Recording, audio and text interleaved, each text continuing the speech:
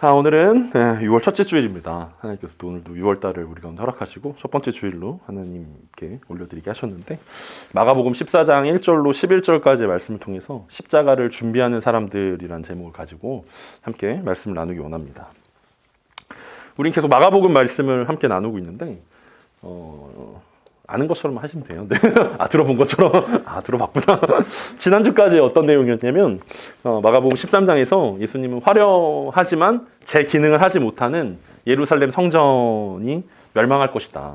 그리고 예수님이라는 새로운 성전이 권능과 영광으로 이스라엘 땅 가운데 새롭게 임하게 될 것이다. 라는 말씀을 하셨고, 그게 AD 70년경에 정말 로마의 장군에 의해서 예루살렘 성전이 무너지는 것들을 통해서 예수님의 말씀이 이루어졌다라는 것들을 우리가 함께 살펴보았습니다.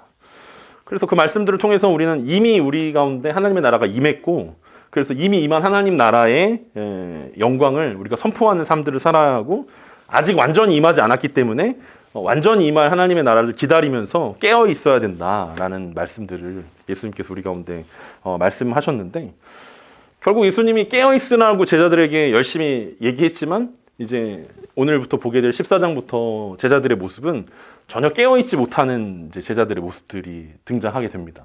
예수님은 깨어있으라고 그랬지만 기도하라고 그래도 자고 있고 졸고 있고, 또 예수님을 배신하기도 하고, 또 예수님을 모른다고 부인하기도 하고, 이런 일들이 다 밤중에 일어나고 있는 일들인데, 그 밤에 깨어있지 못하고 예수님의 경고의 말씀들을 잊어버리는 이제 12제자의 모습들을 우리가 보게 되는데, 그 제자들의 모습을 보면서 우리는 굉장히 깨어있지 못하는 건 참 나랑 닮았구나, 우리의 모습이랑 정말 비슷하구나, 예수님은 끝까지 깨어있으라고 그랬는데 제자들처럼 우리도 깨어있지 못하고 우리처럼 제자들도 깨어있지 못하구나, 이런 내용들의 이야기들을 우리 함께 이야기했습니다.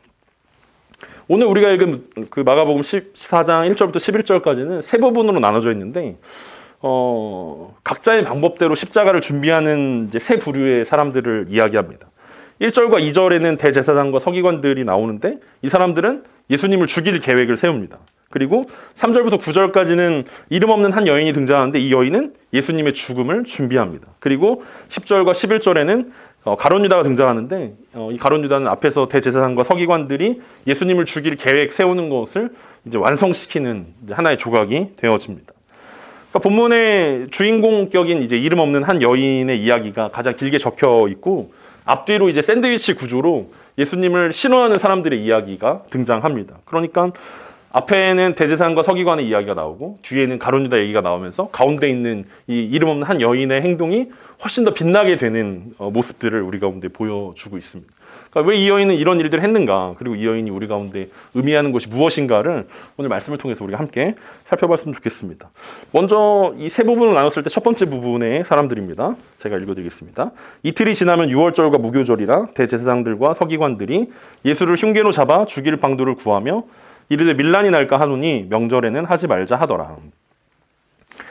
마가는 이 마가복음을 기록하면서 이틀이 지나면 유월절이라는 사실을 분명하게 우리 가운데 알려줍니다. 이틀이 지나면 유월절과 무교절이다라고 이야기하면서, 이스라엘 사람들 가운데 지금도 유월절은 가장 큰 명절입니다. 그러니까 3주 동안 쉰다고 하더라고요. 좋죠. 3주 동안, 방학도 아닌데 3주를 쉬는 날이 있다는 건 굉장히 좋은데, 왜냐하면 6월절에는 하지 말아야 되는 것들이 있는데, 그게 이제 누룩이라는 것을 집안에 있으면 안 되는 거예요. 그래서 거의 일주일 동안 대청소를 하는 거예요. 그래서 3주가 있을 수밖에 없는 건, 일주일 동안 대청소를 하고 준비해야 되고, 그 다음에 일주일 동안은 또 6월절과 무교절을 지켜야 되고, 이러니까 3주 동안 이제 시간이 걸리는데, 6월절이 무슨 날이냐면, 이제 구약 성경에 이스라엘 백성들이 이집트에서 종노릇하면서 살고 있었는데, 하나님께서 모세를 보내셔가지고 이스라엘 백성들을 구원하십니다. 그때 하나님께서 그 이집트의 바로 왕이 이스라엘 백성들을 보내기 싫어하니까 뭘 했냐면 10가지 재앙을 이제 이집트에 펼치십니다.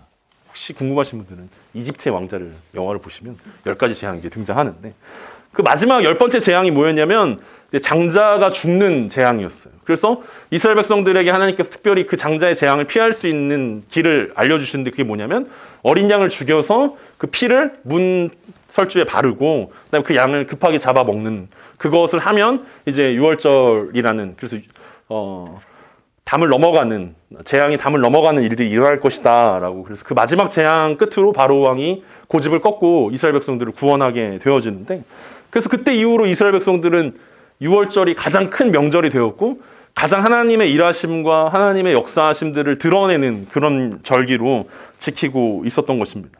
그런데 오늘 예수님이 6월절에 바로 그 6월절 어린 양이 되어서 죽음을 맞이하게 될 것이라는 거죠. 그게 이제 마가가 지금 우리 가운데 암시를 주고 있는 것입니다. 이틀이 지나면 6월절이다. 그리고 그 이틀이 지나면 6월절에 예수님이 양이 되어서 그때는 이스라엘 백성들을 구원하는 일들이었는데 이제는 예수님께서 온 인류를 구원할 어린 양이 되실 것이다 라는 것들을 이야기하고 있습니다. 예수님이 12장에서 성전과 종교 지도자들이 이제 망하게 될 것이다 라는 얘기를 하셨고, 대제사장과 서기관들은 이 말씀에 은혜를 받고 이제 우리가 돌이켜야겠다 이런 생각을 한 게 아니라 예수님을 죽여야겠다라는 굳은 결심을 하게 됩니다. 그래서 그들은 당장에 이제 예수님을 십자가에 매달고 싶었는데 하필이면 예수님의 인기가 날이 갈수록 높아지는 것들을 이들이 경험하게 됩니다. 그래서 갑자기 이 대제사장과 서기관들이 안 그래도 여론이 좋지 않은 상황 가운데서 이 높아진 예수님의 인기를 꺾기에는 이들이 아직 준비가 안 됐다라는 생각 때문에 기다리기로 합니다. 섣불리 움직였다가 여론의 역풍이 불 수 있을 거라고 생각하는 거죠.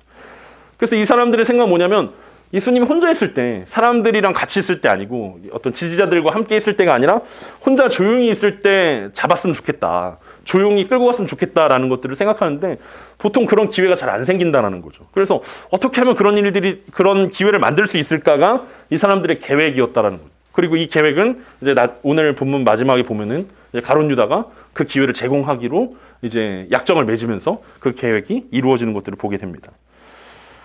6월절에는 이 이스라엘 사람 전국에서 예루살렘으로 이제 참배를 오게 되고 해외에 있는 사람들까지 참배를 오게 돼서 보통 이스라엘 그 예루살렘의 인구의 6배 이상이 이제 예루살렘에 머물게 되어지고, 그래서 6월절만 되면은 이제 폭동이 좀 자주 일어나고, 그래서 로마 이제 총독과 관계자들이 굉장히 신경 쓰는 때가 이제 6월절 절기였다라고 이야기합니다. 그래서 대제사장과 서기관들이 왜 이 반란이 일어나는 것들을 걱정했냐면 괜히 잘못 건드렸다가 폭동이 일어나면 로마에게 밉보일까봐, 자기네들이 그나마 지금 가지고 있는 기득권들을 뺏길까봐 그러면은 6월절에는 하지 말자. 6월절에 큰일 나면 괜히 밉보여서 아예 큰일 나는 일들이 일어나게 될 것이다 라고 생각했다라는 것입니다.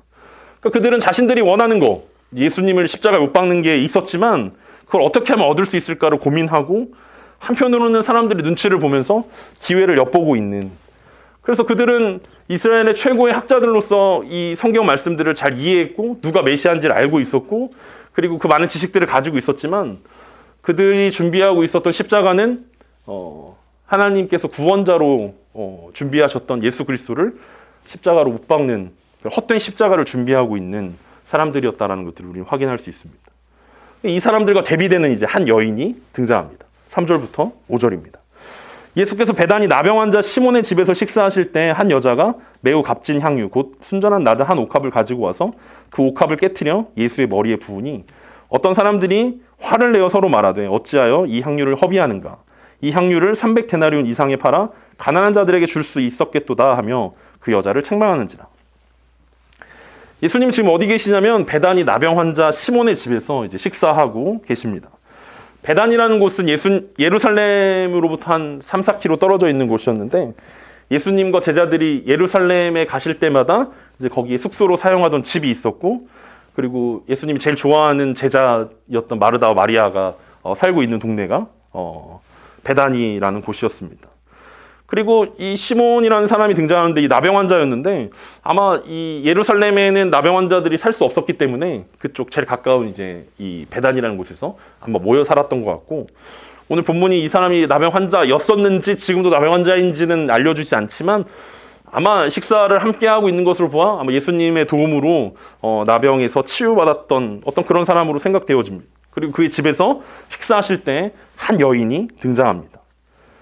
이스라엘 사람들은 이제 로마 사람들처럼 이제 비스듬히 누워서 이제 식사를 오랜 시간 하셨는데 그때 한 여인이 등장한 거예요. 그리고 그 여인의 손에는 순전한 나드라고 불리는 매우 값진 향유 한 병을 가지고 왔습니다. 그럼 집에서 그 향수병 깨트려 본 적 있는지 모르겠지만 한번 그거 깨트리면 아주 향기가 장난이 안 지워지는데, 오늘 이 여인이 가져왔던 향유도 주로 머리카락에 쓰는 향유였는데 굉장히 향기가 가득하게 나는 그런 향유였다라고 이야기합니다. 그것도 인도에서 수입한 굉장히 비싼 향유였다라고 이야기합니다. 이게 얼마나 값비싼 향유였는지 사람들은 그걸 보자마자 뭐라고 이야기하냐면, 야, 이거 300데나리온짜리인데 네가 어떻게 이걸 깨서 예수님께 기름을 붓냐라고 이야기할 정도입니다. 그러니까 우리가 300데나리온 하면 또 이제 마음에 감동이 별로 없는데, 1데나리온은 이때 당시에 하루 일당에 해당합니다. 그러니까 오늘날로 치면은 한 10만 원 정도 되는 거예요. 그러니까 300데나리온이라고 이야기하면 1년치 연봉에 해당하는 거예요. 그러니까 이 여인이, 이 이름 없는 이 하인 여인이 평생을 모은 거죠. 그러니까 그 병에다가 조금씩 사서 모으는 거예요. 순전한 나드라는 것들을 조금씩 사서 모으는 거예요. 이때 당시 아마 그 집창금이었을 것이다라고 표현을 합니다. 결혼하려고 집창금을 모은 거죠. 결혼 자금을 이제 모은 거예요. 조금씩 모아서 이제 한 3천만 원어치를 모아 놓은 것입니다. 네. 그래서 그 3천만 원짜리 그 향유를 오늘 예수님 식사하는데 갑자기 가져와서 머리에 붓기 시작합니다. 이 300데나리온이 어느 정도 수준이냐면, 이 마가복음 6장에 보면 예수님이 5천 명을 먹이시는 사건이 등장하는데, 그때 예수님의 제자 빌립이 뭐라고 이야기하냐면, 예수님이 야 5천 명 우리가 먹여주자라고 얘기하니까 빌립이 뭐라고 이야기하냐면, 예수님 5천 명 먹이려면 200데나리온이 있어야 됩니다라고 이야기하죠. 그러니까 300데나리온이라는 건 7,500명을 한 번에 식사를 쏠 수 있는 굉장히 어마어마한 가격이라는 것입니다. 그 정도 되는 그 비싼 향유를 오늘 예수님이 식사하는 자리 가운데 가져와서 그 병을 깨트렸다라는 거예요. 그러니까 우리 생각에는 어떻습니까? 기름 붓는 것까지는 이해한다라는 거죠. 근데 기름 붓는데 굳이 그걸 다 깰 필요가 있나? 조금 부으면 되는 거 아닌가? 그렇잖아요. 좀 아낄 수 있잖아요. 굳이 병을 깨서 아예 그냥 한 병을 쏟아 붓는 것보다는 그냥 기름 조금 부어서 이렇게, 어차피 이게 형식이니까, 마음이 중요한 거니까 향기도 나고 기름도 흐르고 이러면은 되는 거 아니야? 뭐 이렇게 생각할 텐데, 이 여인은 한 방에 이 향유를 한 병 전체를 예수님의 머리에 붓습니다. 우리는 궁금하잖아요. 이 여인은 왜 부었을까? 예수님의 머리에 왜 부었을까? 당시 유대인들은 집에 손님이 이제 찾아오면 환영하는 의미로 기름을 붓기도 했다라고 이야기합니다. 그리고 또 구약 시대 때는 왕이나 제사장이나 선지자를 임명할 때 하나님께서 이제 기름을 부어주기도 했다라고 이야기합니다. 둘 중에 어떤 의미였는지 우리는 정확하게 알 수 없지만, 예수님을 식사에 초대했던 이 시몬이라는 사람이 예수님 초대해놓고 기름도 안 부어주고, 약간 그 웰컴 선물 같은 거죠. 오면은 막 꽃다발도 이렇게 걸어주고 이렇게 선물도 주고 막 이래야 되는데, 그런 거 안 해서 아마 이 여인이 화가 난 건가? 아니면은 정말 어떤 의미가 있었는가? 뭐 이런 게 궁금할 법도 한데, 제자들은 여기 함께 있는 사람들은 이 여인이 왜 부었는지는 사실 궁금해하지 않는다라는 거예요. 얼마짜리냐, 이게 더 중요한 거죠. 왜 부었냐보다는 얼마냐, 이게 더 중요한 이유가 됐습니다. 그래서 다른 복음서에 보면은 이 함께 있는 사람들은, 어떤 사람들은 분명히 예수의 제자들이라고 이야기합니다. 그리고 예수님의 제자답게 이 향유를 팔아서 가난한 자들에게 주는 게 훨씬 효과적인 일이라고 이 여인을 책망합니다. 이 여인이 가지고 있었던 전부였는데, 향유가, 그 향유를 깨트린 이 여인의 모습들을 보면서 우리는 얼마 전에 그 과부의 2렙돈을 헌금했던 그 성전에서의 사건들을 기억합니다.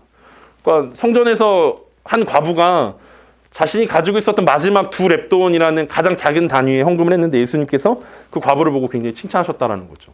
모든 것을 드렸다라고 이야기하면서 칭찬하셨는데, 사실은 그 과부의 2렙돈은 성전에서 일하고 있었던 제사장들과 종교 지도자들의 배를 불리우는 데 사용되었을 뿐이었는데, 그럼에도 불구하고 예수님은 칭찬했는데, 오늘 이 옥합을 깨트린 이 여인은 예수님의 마음을 채워줬다라는 데서 훨씬 더 큰 칭찬이 필요하다라는 것입니다.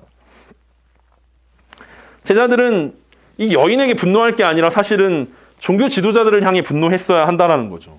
왜냐하면 방금 우리 얘기했던 것처럼 이 과부의 2렙돈을 이 성전에 바쳐야만 했고, 그 바쳐진 헌금이 종교 지도자들의 뱃속에 들어가서 그들을 부유하게 만드는 데 사용되었을 때 그때 분노했어야 되는데, 오히려 제자들은 힘없고 연약한 이 한 여인에게 괜히 큰 소리를 내면서 가르치려고 하고 있다는 것입니다.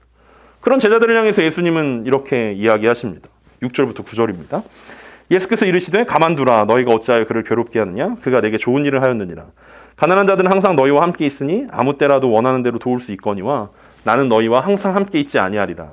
그는 힘을 다하여 내 몸에 향유를 부어 내 장례를 미리 준비하였느니라. 내가 진실로 너희에게 이르노니 온 천하에 어디서든지 복음이 전파되는 곳에는 이 여자가 행한 일도 말하여 그를 기억하리라 하시니라. 이 여인이 왜 그랬는지 그 마음을 이해한 사람은 예수님 한 분밖에 없으셨습니다. 제자들에게 이 여인을 괴롭게 하지 말라라고 말씀하고 계시기 때문입니다. 왜냐하면 이 여인이 했던 일들은 사람들은 이해하지 못하지만 예수님께 좋은 일이고 아름다운 일이라고 예수님께서 말씀하십니다. 그러니까 이 여인이 정말 예수님이 말씀하셨던 것처럼 의도적으로 향유를 부었는지 아닌지는 우리가 알 수 없지만, 어떤 생각으로 향유를 부었는지는 알 수 없지만, 분명 이 일이 예수님 쪽에서 보면, 예수님 편에서 보면 예수님의 십자가를 준비하는 일들이었다라는 거죠. 그래서 예수님은 이 여인이 내 장례를 미리 준비하였다라고 말씀하십니다. 이 마가가 이틀이라고 이야기했던 것처럼 이제 예수님은 이틀 뒤에 십자가에서 죽음을 맞이하게 되어 주시는데, 이 여인이 했던 일들은 이 이틀 뒤를 미리 준비하는 일들이었다라는 거예요. 그래서 예수님이 십자가에서 죽으신 다음에 무덤에 묻히셨을 때 이제 부활절이죠. 부활절 아침에 여인들이 이 향유를 그 예수님의 죽은 시체에 바르기 위해서 모여드는데, 그때는 이제 바를 수가 없었죠. 왜냐하면 바를 필요도 없는 게 예수님이 부활하셨기 때문이고, 그래서 예수님은 장례를 미리 준비한다라고 이야기합니다. 보통은 죽은 다음에 죽은 다음에 뿌리는 게 향유였는데 미리 뿌렸다라는 거죠. 예수님의 십자가를 미리 준비하고 있다라고 이야기하고 있습니다. 이 제자들에게 다시 한번 이것들을 강조하시는 거예요. 이 여인이 했던 일들은 예수님의 장례를 미리 준비하는 일들이었고, 앞으로 장례를 준비할 필요가 없어진다라는 이야기들을 합니다. 그러면서 예수님은 복음이 전파되어지는 곳에는 이 여자가 행한 일들이 기억될 것이다라고 말씀하십니다. 왜냐하면 복음이 전파되어지는 곳마다 예수님의 죽음과 부활이 함께 증거되어질 것이고, 예수님의 죽음과 부활이 증거되어질 때마다 이 여인이 했던, 제자들이 보기에는 낭비라고 했던 이 3천만 원짜리 향유를 깨트려버렸던 이 사건이 굉장한 헌신과 수고로 사람들의 입에 오르내릴 것이기 때문입니다. 아마 그래서 마가는 이 여인의 이름을 알려주지 않았던 것 같아요. 왜냐하면 이 여인의 이름이 알려지면 혼자 뿌듯해할까 봐. 내가 이런 일 했었지. 그래서 모든 사람들이, 야, 그 사람이 누구야? 이 사람이 이렇대. 근데 뭐 요한복음에 보면 마리아라고 적혀 있습니다. 나중에 먼 시간이 지난 다음에 요한은 마리아라고 이야기해주고 있습니다. 이 마가가 이름을 알려주지 않은 이 마리아의 행동은 예수님의 마음을 기쁘게 했습니다. 제자들은 그게 낭비라고 이야기했지만 그것은 낭비가 아니었기 때문입니다. 우리가 무엇을 낭비냐 아니냐라고 이제 판단하려면 같이 기준이 필요합니다. 내 기준에서 볼 때는 그게 낭비인데 어떤 사람의 기준에서는 낭비가 아닐 수 있다는 거예요. 자기가 좋아하는 일에 투자하는 것은 좋아하지 않는 사람이 보기에는 낭비가 되어지고, 좋아하는 사람이 보기에는 낭비가 되어지지 않습니다. 그렇다면 낭비냐 아니냐를 가르는 기준은 무엇이냐면 사랑이 들어있냐 들어있지 않냐로 우리는 생각해 볼 수 있습니다. 그러니까 사랑 앞에서는 아무리 큰 헌신과 수고와 비용이 들어간다 하더라도 낭비가 될 수 없다는 거예요. 그러니까 제자들이 이 여인의 마음을 이해하지 못한 것은, 이 여인은 예수님을 사랑하고 있었는데 3년 동안 예수님과 같이 따라다녔던 제자들은 예수님을 사랑하지 않고 있었다는 거죠. 그러니까 오히려 예수님 입장에서는 굉장히 괘씸한 이야기입니다. 야, 이 여인은 나랑 같이 하지 않았음에도 불구하고 나를 너무 사랑해서 그 향유 옥합을 깨트려서 내 장례를 준비하는데, 제자들은 어떻게 하면 예수님 때문에 팔자를 고쳐볼까? 내가 예수님이 왕이 되면 내가 왼편과 오른편에 어떻게 하면 올라갈 수 있을까? 내가 장관 자리에 어떻게 하면 올라갈 수 있을까? 어떻게 하면 떵떵거리며 살 수 있을까? 이것 때문에 예수님을 이용하는 사람들이었지 정작 예수님을 사랑하는 사람들이 아니었다라는 거죠. 예수님이 성공의 도구였지 예수님이 사랑의 대상이 아니었다라는 것입니다. 그들도 예수님을 믿었고 이 한 여인도 예수님을 믿었던 건 마찬가지지만 믿음과 사랑을 우리가 분리해서 생각해 볼 수 있다라는 거죠. 오늘날 우리가 살아가는 이 세상에서도 마찬가지 아닙니까? 하나님의 존재를 믿는다라는 것이 사실은 어려운 일이지만, 그래도 어렵지만 사람들은 어렴풋하게 하나님이라는 분이 계신 것 같다. 어떤 창조주가, 절대자가 있는 것 같다. 여기까지는 그래도 많은 사람들이 생각을 한다는 거죠. 그런데 하나님의 존재를 믿는 것과 하나님을 사랑하는 것은 다른 이야기라는 거예요. 우리가 하나님의 존재를 믿고, 그렇다면 하나님께서 천국과 지옥이라는 것들을 만들어 주셨고, 그래서 내가 어떻게 하면 천국에 갈 수 있지? 내가 어떻게 하면 영원한 불에 들어가지 않을 수 있지? 뭐 이런 것들을 생각하는 것들은 누구나 생각할 수 있는 이야기지만, 그래서 하나님이 계시고 내가 천국에 가기 위해서 하나님을 이용하는 것이라면 사실은 그런 천국은 크게 의미가 없어진다라는 거죠. 마치 제자들이 예수님 왼편과 오른편에 앉고 싶어 했던 거, 그리고 어떤 입심양명을 꿈꾸면서 높은 자리에 올라오고 싶었던 것과 어떤 오늘날의 많은 사람들이 천국에 가야지 라고 생각하면서 어떤 그 자리를 탐하고 있는 믿음은 어쩌면 제자들의 그 믿음과 같은 믿음일 수 있겠다라는 것이 우리의 생각이라는 거죠.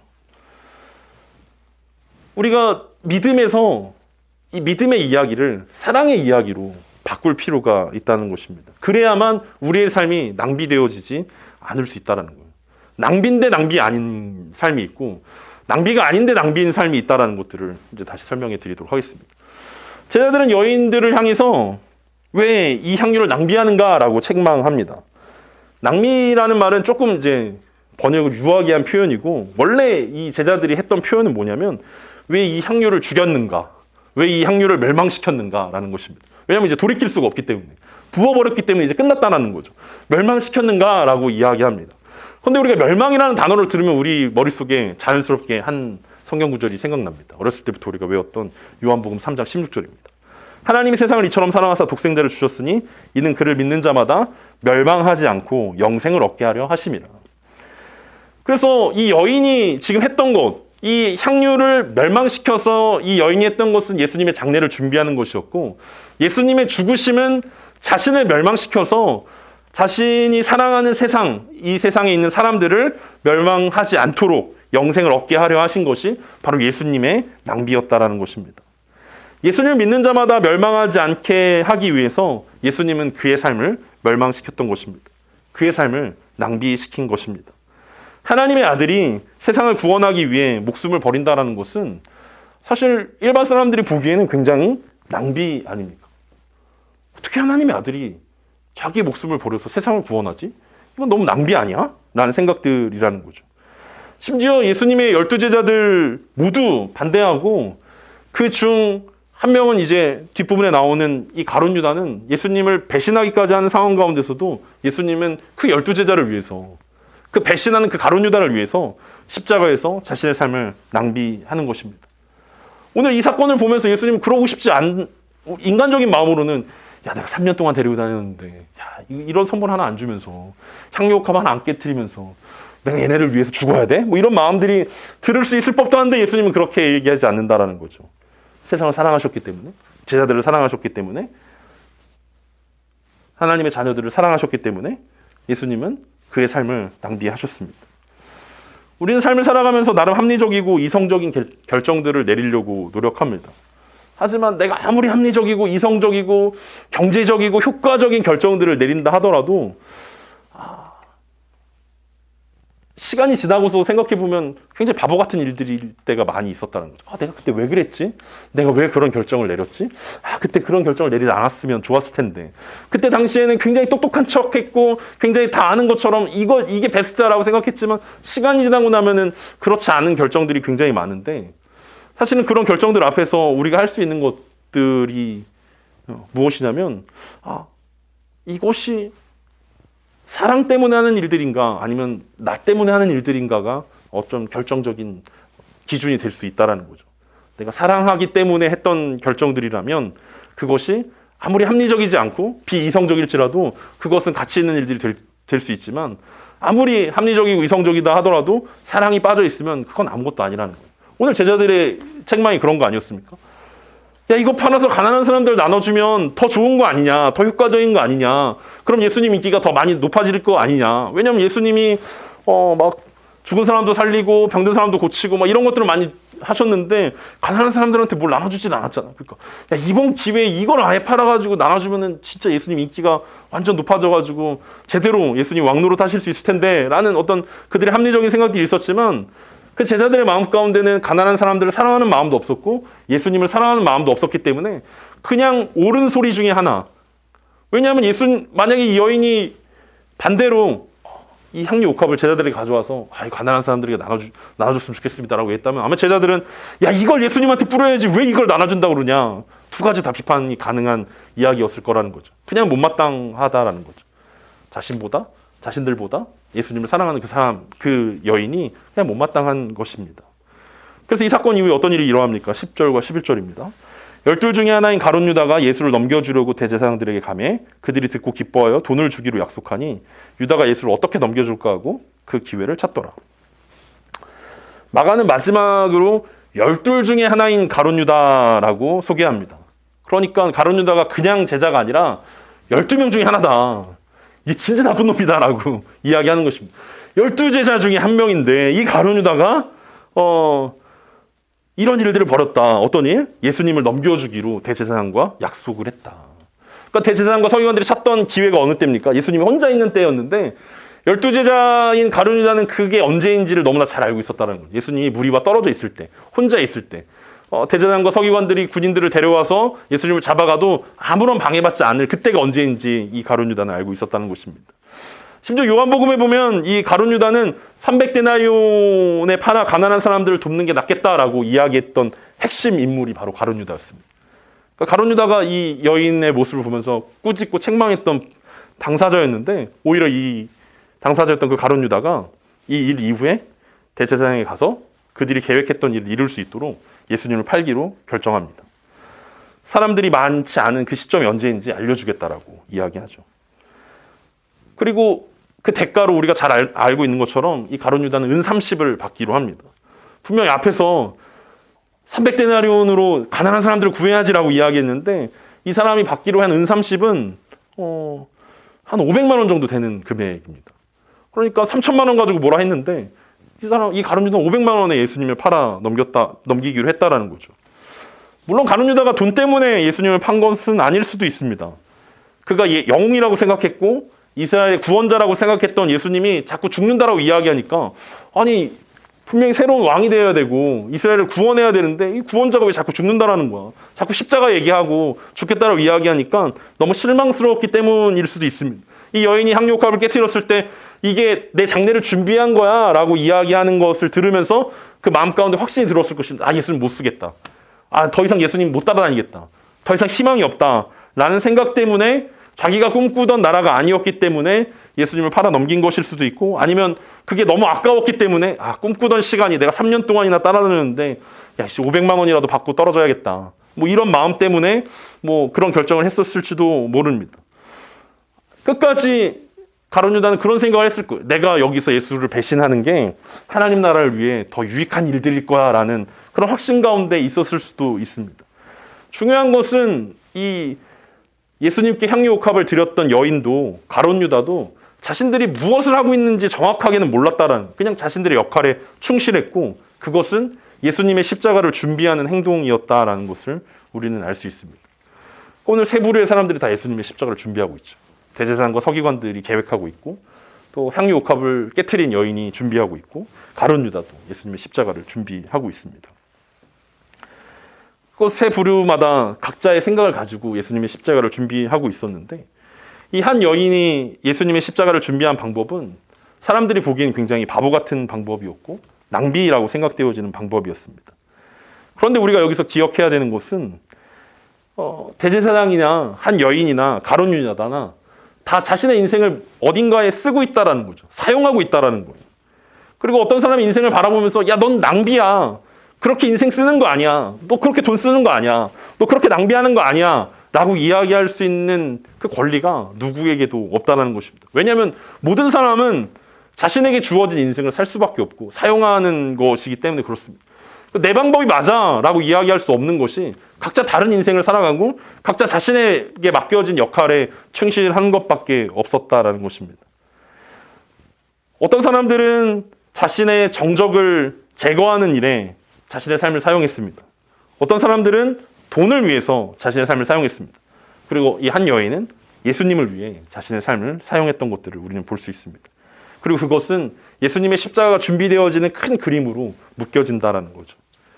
우리는 우리에게 주어진 인생을 어딘가에 사용하게 될 것입니다. 그리고 그것이 나의 만족과 유익이 아니라 그리스도를 위한 일들이 되었으면 좋겠습니다. 오늘 말씀 마무리하면서 저는 부모님의 아들이면서 또 아들을 하나 키우면서 자녀를 키운다는 게 과연 남는 장사일까라는 생각들을 종종 요즘 들어 자주 하게 됩니다. 이게 과연 남는 장사일까? 이게 과연 효율적인 일들인가? 효과적인가? 돈이나 시간 뭐 이런 것들을 효율적으로 생각한다면 아이들을 키우는 게 절대 효율적이지 않다. 그리고 내가 아들이지만 이런 아들을 키워봐야 뭐하나. 근심과 걱정만 되고 염려만 되는 뭐 이런 상황 아닙니까? 그래서 이게 남는 장사가 아닌데 라는 생각들을 할 수밖에 없는데, 그럼에도 불구하고 이 부모님이 나를 키우고 내가 자녀를 키우는 이유는 무엇입니까? 그 안에 사랑이라는 게 담겨있기 때문에 그런 거예요. 그렇기 때문에 낭비하는 거죠. 아무리 봐도 이거는 경제적이지도 못하고 합리적이지도 못하고 굉장히 불필요한 일들임에도 불구하고 사랑하기 때문에 이게 가능한 일들이구나 라는 거죠. 그리고 그게 어디서 나왔냐면 결국 하나님 아버지의 사랑에서 나왔다라는 거죠. 십자가의 사랑으로 우리를 살리신다라는 거, 이게 우리가 가만히 생각해보면 이게 절대 남는 장사가 아니라는 거죠. 가장 큰 낭비 아닙니까? 예수님이라는 그 하나님을 십자가에서 죽인다라는 건 이건 믿지는 장사고 아무리 봐도 너무 낭비고 과소비 같은 일들이라는 것입니다. 예수 그리스도를 십자가에서 죽이면서까지 우리를 살리기에는 우리의 가치가 그렇게 높은가라는 생각들이 들 때가 한두 번이 아니라는 것입니다. 제 삶을만 보더라도 이걸 살릴 만한 가치가 있나? 이 인생을 살려서 어떻게 새롭게 쓸만한 어떤 그런 가치가 있기 때문에 살리는 건가? 라는 생각이 든다라는 거죠. 하지만 하나님은 그 낭비를 감행하셨습니다. 어쩌면 세상 사람들이 보기에 가장 큰 낭비라고 불릴 수 있는 하나뿐이 없는 예수 그리스도를 십자가에서 못 박는 일들을 감행하셨다라는 거죠. 세상에서 가장 큰 낭비라고 불릴 수 있습니다. 그래서 그분의 사랑은 우리가 받기에는 너무 사치스러운 일들이고 저 같은 사람이 받기에는 너무나 크고 놀랍다라고 이야기할 수밖에 없다라는 것입니다. 왜냐하면 예수님이 그렇게 낭비하셨으니까. 왜냐하면 그렇게 살면은 뭔가 좀 뚜렷하게 뭔가 좋은 효과가 나타나야 되고 뭔가 얘가 개가천선해가지고 막 세상에 이름을 날리고 뭔가 좋은 일들을 해야 되는데 제 삶도 그렇고 제가 키우고 있는 아들도 그렇고 막 그렇게 세상에 유익한 일들을 할까? 막 세상에 사람들이 막 좋아할 만한 막 그게 막 이바지하고 세계 평화 이바지하고 막 상을 받고 어떤 뭐 인류의 평화와 뭐 이런 일들을 할까라고 생각했을 때 별로 그렇지 않다라는 거죠.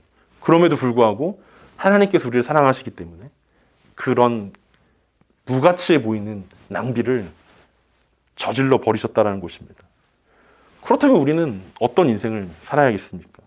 예수님께서 우리의 삶을 위해서 낭비하셨는데 우리는 어떻게 살아야겠습니까? 세상 사람들이 그리스도인들을 보기에 어쩌면 우리의 삶들이 낭비하는 삶처럼 보일 수도 있겠다. 지금 자면 좋잖아요.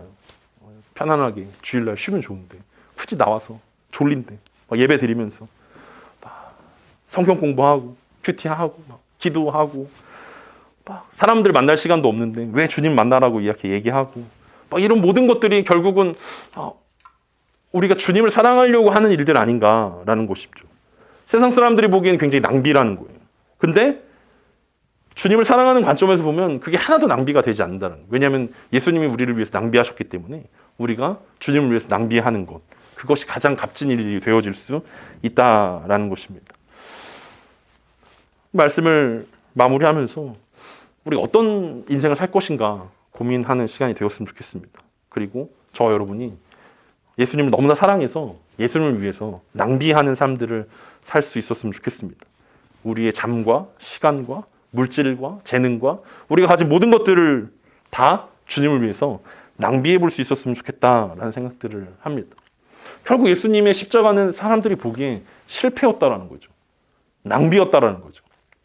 어쩌면 우리의 삶 가운데 원하는 것도, 예수님께서 우리의 삶 가운데 원하시는 것도 사람들이 보기에 그럴듯한 게 아니라 주님이 보시기에 기쁜 일들이고 아름다운 일들인가. 오늘 이 여인이 향유 옥합을 깨트렸을 때 모든 사람들이 야, 이 바보 같은 놈아, 그걸 왜 깨트리냐, 왜 그걸 예수님한테 드리냐 라고 이야기했지만 예수님 보시기에 아름다웠던 일들이었던 것처럼 어쩌면 우리의 삶 가운데도 예수님께서 사람들의 시선 가운데, 사람들의 평가와 사람들의 어떤 이야기 가운데 귀 기울이는 것이 아니라 주님께서 우리 가운데 어떻게 우리의 삶들을 원하시는가에 우리가 기억하면서 주님께 우리의 삶들을 내어드리는 저와 여러분 되었으면 좋겠습니다. 그것이 주님이 이 여인을 보면서 기뻐하는 일들이었기 때문이고 주님이 영원히 기억하겠다라고 약속하셨던 일들이기 때문입니다. 무엇보다도 우리에게 가장 큰 낭비는 예수님의 십자가였음을 우리가 기억하면서 내가 내 삶을 낭비하는 것, 내 삶을 주님께 드리는 것, 그것이 절대로 주님 편에서 낭비하는 일들이 아니다라는 거. 그래서 이 여인이 자신의 행동으로 예수님의 십자가를 준비했던 것처럼 우리도 이번 한 주를 살아가면서 예수님의 십자가를 잘 준비하는 저 여러분 되길 간절히 소망합니다.